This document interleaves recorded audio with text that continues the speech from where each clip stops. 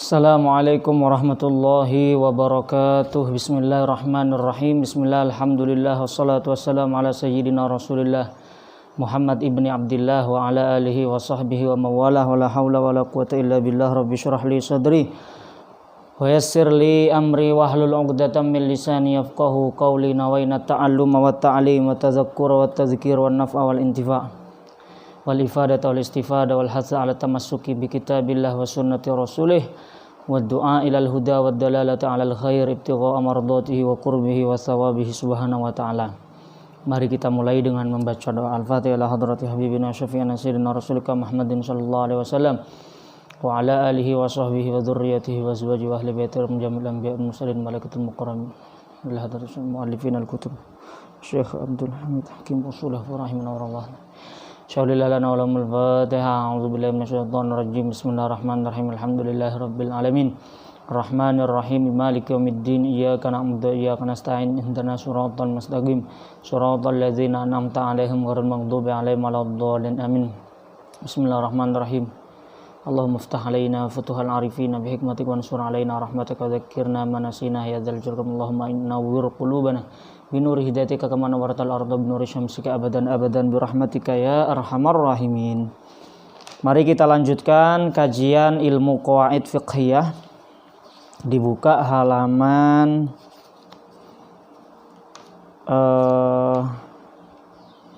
dibuka halaman 42 ya. Dibuka halaman 42. Minggu kemarin kita sudah tuntas membahas tentang dua kaidah yang penting, yaitu al-hudud tasqutu bisyubhat, bahwa hukum had itu bisa gugur dengan adanya syubhat. Kemudian ma la yatimul wajib illa bihi fahuwa wajib.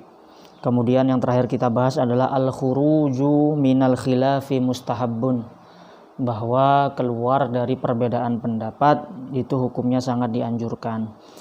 Maka sekarang kita akan memasuki kaidah yang masih berkaitan tentang rukhsah di dalam syariat Islam, rukhsah atau keringanan atau dispensasi. Maka kita sudah mempelajari segala sesuatu yang berkaitan dengan rukhsah di dalam syariat, keringanan, maka nanti pada hakikatnya akan menjadi cabang atau di bawah naungan dalam salah satu kaidah kubra, yaitu al-masyaqqatu tajlibut taisir.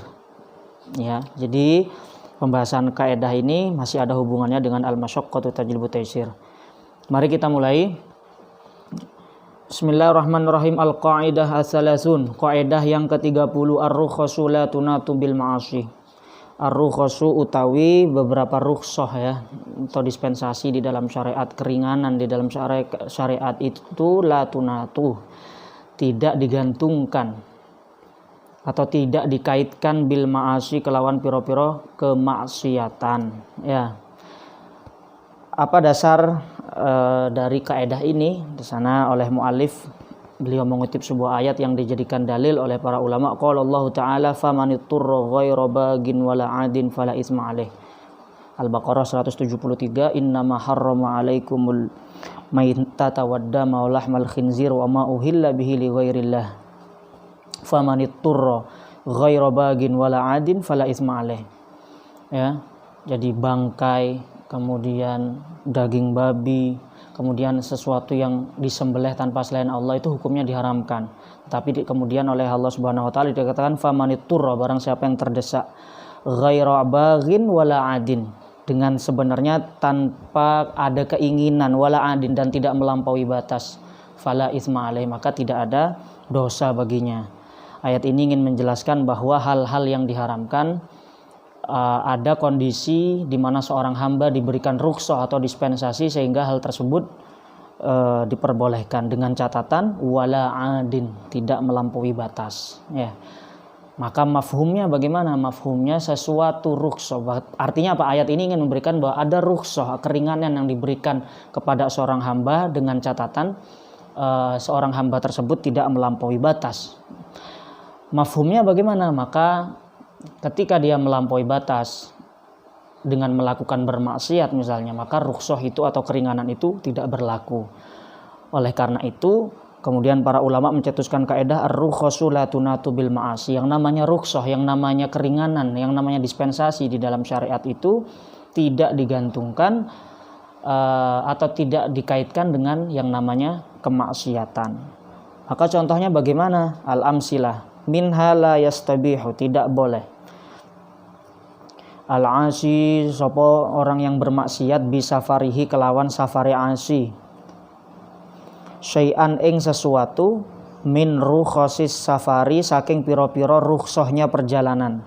Minal qasri bayani saking mengkosor sholat atau meringkas sholat, wal jam'i dan menjamak sholat, wal fitri dan membatalkan puasa. Maka atas dasar tersebut al-asi bisafarihi, maka kita harus mengenal istilah ini. Ada al-asi bisafar, ada al-asi fis safar. Al-asi bisafar itu adalah orang yang bermaksiat dengan perjalanan tersebut.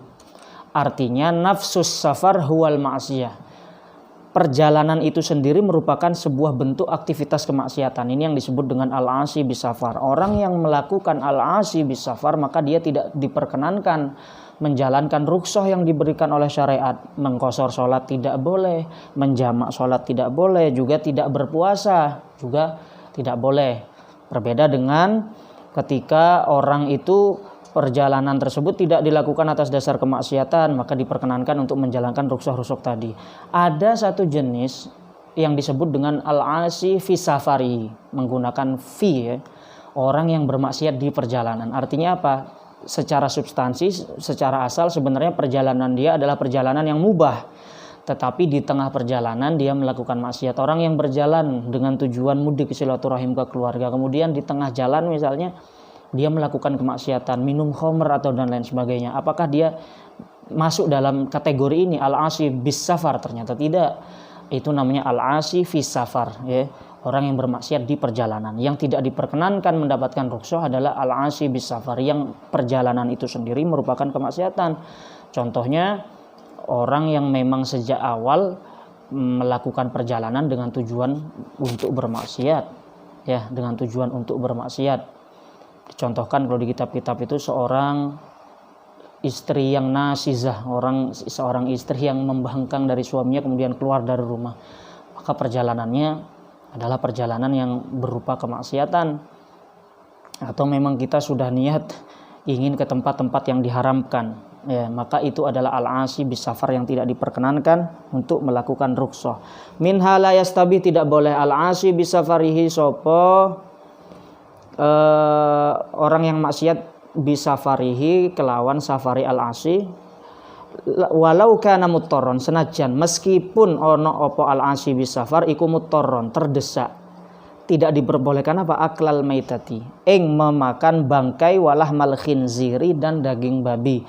Kita tahu di antara furuk dari kaidah al-masyaqqah tajlibut taisir adalah ketika seseorang itu terdesak, tidak menemukan bahan makanan apa-apa, diperkenankan dia memakan daging babi, diperkenankan dia memakan daging bangkai. Tentunya al-darurah tuqaddar biqadariha, dengan kadar yang secukupnya.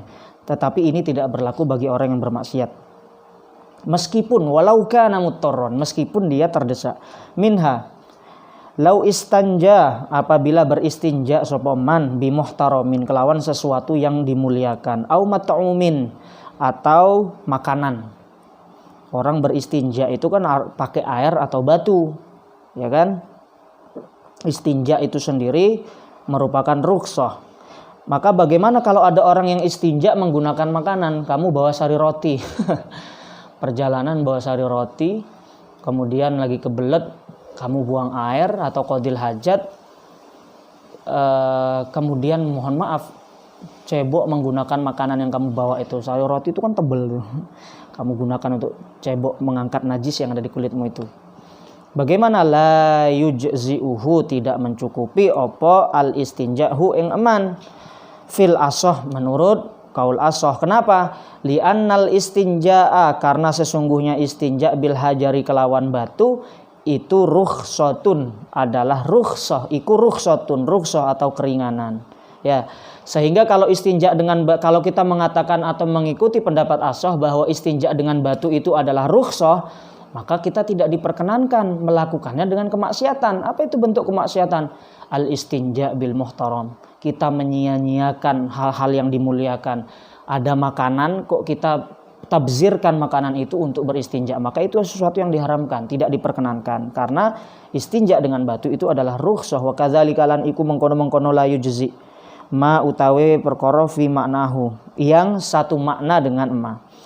Apa? Min kulli jamidin, saking setiap sesuatu yang jamid ya, yang keras, khaliin muhtaram, yang bisa mengangkat najis, muhtaramin yang dimuliakan. Apa saja yang dimuliakan, artinya dia bukan sesuatu yang remeh-temeh, memiliki posisi yang mulia, makanan, kemudian kayu ada kaligrafinya misalnya. Kok kamu pakai untuk istinja, maka itu adalah sebuah bentuk keharaman sehingga tidak diperkenankan. Kenapa? Ar-rukhasu la tunatu bil ma'asi. Yang namanya rukhsah itu tidak bisa dikaitkan dengan kemaksiatan. Kaidah yang selanjutnya al-qaidah al-hadiyata wassalasun. Kaidah yang 31 masih berkaitan dengan rukhsah, artinya ini masih merupakan furu dari kaidah al-masyaqqah tajlibut taisir. Bunyinya bagaimana? Ar-rukhasu la tunatu bisyakki. Ar-rukhasu utawi piro-piro rukhsah iku la tunatu, tidak digantungkan apa rukhsah bisyakki kelawan keragu-raguan. Oke. Kaidah ini sebenarnya secara aplikatif bisa juga kita masukkan ke dalam cabang kaidah al-yakin la yuzalu bisyak. Kenapa? Sebab hukum asal itu adalah ada hukum yang hukum tersebut tidak dalam kondisi normal disebut dengan rukhsah. Ada hukum yang berlaku dalam kondisi normal yang disebut dengan azimah ya. Itu harus dipahamin. Dalam kondisi normal yaitu hukum asal kita melakukan azimah. Babi itu haram merupakan azimah. Tetapi dalam kondisi tertentu ya, dalam kondisi tertentu kita diperkenankan untuk memakan babi misalnya ketika dalam kondisi terdesak, maka itu disebut rukhsah. Artinya apa? Kondisi al-aslu al-mutayaqqan, sesuatu yang diyakini itu adalah melakukan dalam kondisi normal al-azimah. Sehingga ketika kita ingin keluar dari hukum asal ini menuju ke hukum rukhsah, harus bisa dengan sebab yang meyakinkan. Artinya apa? Kalau sebabnya masih keraguan-raguan atau berupa syak, maka tidak diperkenankan. Kenapa? Karena al-yakin la yuzalu bisyak, yaitu prinsip asal yang berupa keyakinan itu tidak bisa dihilangkan atau diganti berdasarkan sesuatu yang sifatnya masih asumtif, keraguan-raguan. Karena itu ada kaidah ar-rukhsah la tunatu bisyak. Rukhsah itu tidak bisa dilakukan ketika dalam kondisi yang masih ragu-ragu. Contohnya bagaimana? Al-amsila minha wujubul ghusli. Kita contoh yang kedua dulu ya. Minha wujubul itmami liman syakka fi jawazil qasri. Wujubul itmami, kewajiban menyempurnakan sholat ya, kewajiban menyempurnakan sholat liman syakka maring wong syakka kang ragu sapa eman fi jawazil qasri ing dalam kebolehan mengqosor sholat, melakukan perjalanan. Tapi kayaknya sekarang sudah lebih mudah ya. Ini gambarannya kita melakukan perjalanan dari satu titik ke titik daerah lain, kemudian kita ragu. Perjalanan ini sudah sampai marhalatul qasar yang memperbolehkan kita mengqosor sholat nggak ya? Kemarin diterangkan berapa menurut Syekh Wahbah Zuhaili kurang lebih 89 km. Sudah sampai belum ya misalnya. Kemudian dia tidak berijtihad untuk menghilangkan syaknya, itu dia tidak berijtihad. Maka dalam kondisi seperti ini dia tidak diperkenankan mengqosor sholat. Maka dia wajib al-itmam, menyempurnakan sholat. Berarti kalau sholat zuhur tetap 4 rakaat, sholat asar tetap 4 rakaat. Contoh yang pertama. Contoh yang kedua yang di atasnya, wujubul ghusli, kewajiban membasuh ya. Membasuh dengan air. Liman, untuk orang syakka kang ragu sapa man fi jawazi mashil khuffi, ing dalam kebolehan mengusap muzah ya. Kewajiban mengusap khuf atau muzah. Kita tahu di antara keringanan di dalam bab wudu adalah ketika seseorang menggunakan khuf, yaitu sebuah yang digunakan di kaki dari kulit tertentu dan mampu menutup anggota kaki yang dibasuh saat berwudu, maka kita diperkenankan mendapat dispensasi dari syariat untuk tidak melepas khuf itu, sehingga ketika wudu tidak perlu dibasuh air. Ya, tetapi diberikan rukhsah untuk apa? Cukup mengusap khuf atau muzah itu. Nah, sekarang bagaimana bagi orang yang ragu-ragu terhadap kebolehan mengusap khuf? Maka dalam kondisi ini dia wajib untuk kembali ke hukum asal, yaitu membasuhnya dengan air. Kenapa? Ar-rukhsah la tunatu bisyak, sebab yang namanya rukhsah itu tidak bisa dilakukan atas dasar keraguan-raguan. Bagaimana gambarannya kita ragu-ragu terhadap kebolehan mengusap khuf? Di sini wadzalika, ya, utawi asyak fi jawazi mashil khuf itku fi suwarin, yang dalam beberapa gambaran. Ada beberapa gambaran. Contohnya bagaimana? In syakka, apabila ragu sapa man hal masaha fil hadar au fis safar. Apakah dia membasuh khufnya fil hadari ketika dalam kondisi tidak dalam perjalanan? Ada hadar, ada safar. Kalau safar itu dalam kondisi perjalanan, kalau hadar itu ketika at home, tidak dalam kondisi perjalanan. Au fis safar, atau di dalam perjalanan. Kita tahu rukhsah menggunakan khuf, mengusap khuf itu kalau dalam kondisi perjalanan bisa sampai 3 hari 3 malam. Ya, tidak usah melepas, cukup diusapkan saja. Adapun orang yang dalam kondisi hadar, tidak dalam perjalanan, maka rukhsahnya hanya berlaku 1 hari 1 malam. Sekarang dia dalam keadaan ragu, saya memulai mengusap khuf ini ketika dalam kondisi hadar apa di perjalanan ya? Konsekuensinya beda. Ketika dia fil hadar maka dispensasinya hanya 1 hari.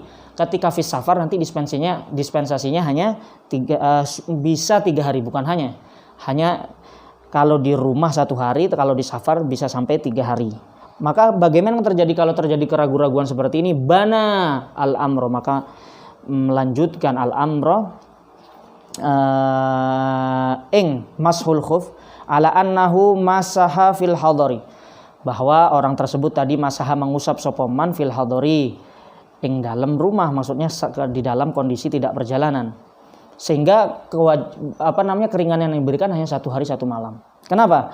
Li'annal asla, karena prinsip asal adalah ghuslur rijlain, membasuh kedua kaki, wal mashu, dan utawi mengusap khuf itu rukhsatun, adalah rukhsah bisyartin, kelawan syarat-syarat.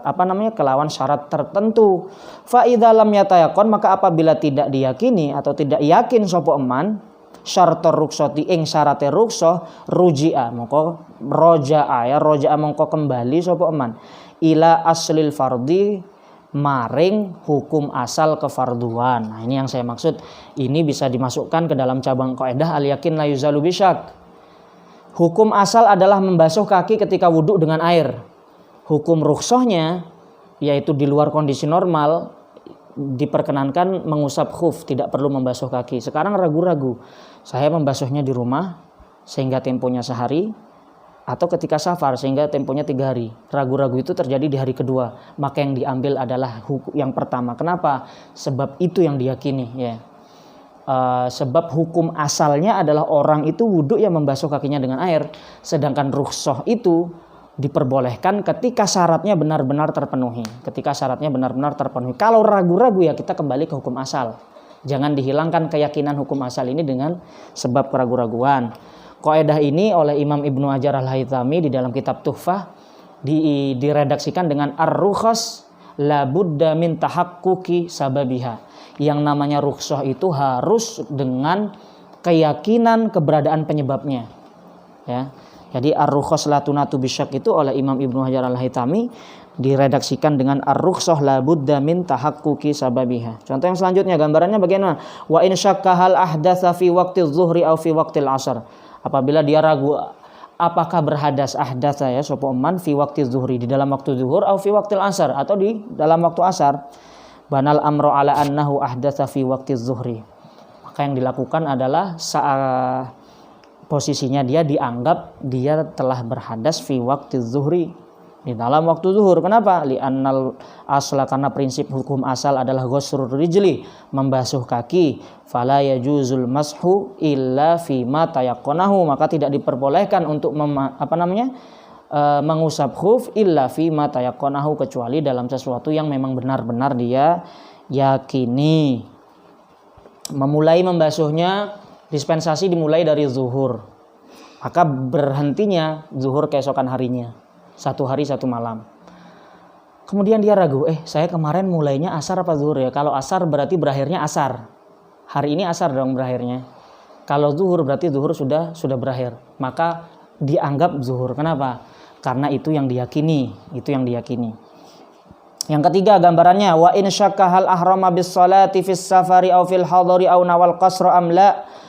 Apabila ragu sapa man, hal ahrama bis shalah fis safar aw fil hadar. Apakah seseorang tersebut ahrama takbiratul ihram sapa man bis salati lawan salat fis safari ing dalam perjalanan aw fil hadar atau di dalam selain perjalanan, atau ragu-ragu nawal qasra am la, niat qasar salat apa enggak? Tadi saya sudah niat qasar apa belum ya? Au hal amamahu musafir am muqim, atau yang sholat di depannya dia menjadi makmum ketika dalam perjalanan. Kamu sholat di rest area, melakukan perjalanan, ngikut aja sama orang. Oh ini banyak orang sholat, istirahat di musola, kemudian ngikut. Kira-kira nih imamnya mengkosor sholat enggak ya? Kamu ragu-ragu di situ. Artinya imamnya nih posisinya musafir apa muqim?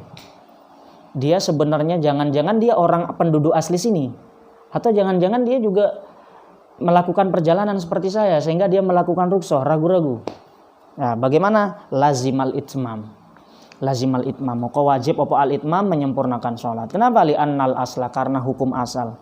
Huwal itmam, yaitu itmam menyempurnakan sholat. Wal qasru, dan utawi qasar iku ujiza diperbolehkan apa qasar bisyurutin kelawan piro-piro syarat. Fa idza lam tatahaqqaq, apabila tidak terjadi atau tidak terrealisasi secara yakin opo asyurutu piro-piro syarat, roja'a ilal asli, maka kembali kepada hukum asal. Nah ya, kembali kepada hukum asal. Itu furu' dari kaidah ar-rukhas la tunatu bisyak ya. Tetapi guru kami Al-Habib Abdurrahman bin Abdullah bin Abdul Qadir As-Saggaf di dalam kitabnya Al-Qawaid Fiqhiyah menerangkan bahwa kaidah ini ar-rukhas la tunatu bisyak itu memiliki dua pengecualian. Ada dua kasus yang dikecualikan. Memang pada dasarnya tidak bisa dilakukan karena keraguan, tetapi ada dua kasus di mana kaidah ini tidak berlaku. Artinya meskipun ada keraguan tapi rukhsah masih bisa dilakukan. Kasus yang pertama bagaimana? Idza syakka fi niyati imamihi al-qasra. Kamu dalam kasus yang kayak tadi, melakukan perjalanan kemudian ke rest area. Kemudian kamu ragu, ini yang jadi imam saya ini sedang sebenarnya niat mengqasar salat apa enggak ya?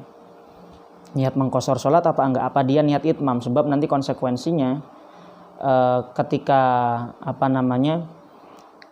imamnya itu adalah itmam, kamu wajib itmam, enggak boleh qasar.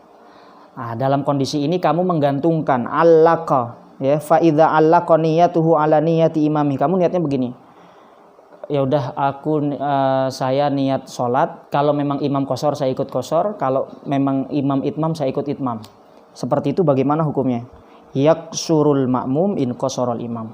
Maka diperbolehkan bagi makmum mengqasar sholat ketika memang imamnya juga mengqasar sholat. Nah ini salah satu masalah yang dikecualikan. Jadi kalau kita ragu, aduh imamnya qasar nggak ya? Maka ditaklek aja niatnya. Saya mengqasar kalau imam mengqasar. Kalau imamnya ternyata menyempurnakan, maka saya ikut menyempurnakan. Dalam kondisi ini sah ya. Meskipun nanti pada faktanya imamnya qasarmu juga sah. Kasus yang kedua yang dikecualikan adalah lau syakka fi marhalatain. Apabila dalam perjalanan ragu-ragu, aduh ini sudah sampai 2 marhalah apa enggak nih ya? Sudah sampai 2 marhalah apa enggak? Maksudnya begini, perjalanan saya dari satu titik ke titik yang lain itu sebenarnya sudah mencapai marhalatul qasar apa bukan, sehingga di tengah perjalanan saya boleh mengqasar enggak? Kamu ragu dalam jaraknya, sampai enggak 2 marhalah nih? Kamu ragu-ragu. Kalau tadi di contoh yang pertama itu wujubul itmam liman syakka, itu kan dia ragu-ragu kemudian enggak berijtihad. Tapi di sini di kasusnya ini wajtahada.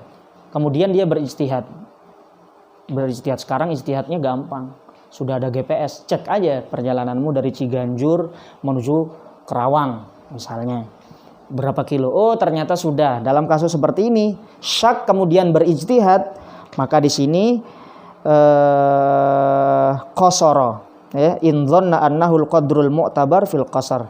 Maka dalam kasus yang seperti ini orang yang ragu kemudian berijtihad, maka dia diperbolehkan untuk mengqasar salat. Kenapa? Li anna dzan al-hasil bil ijtihad yunazzal manzilatal mutayaqqan.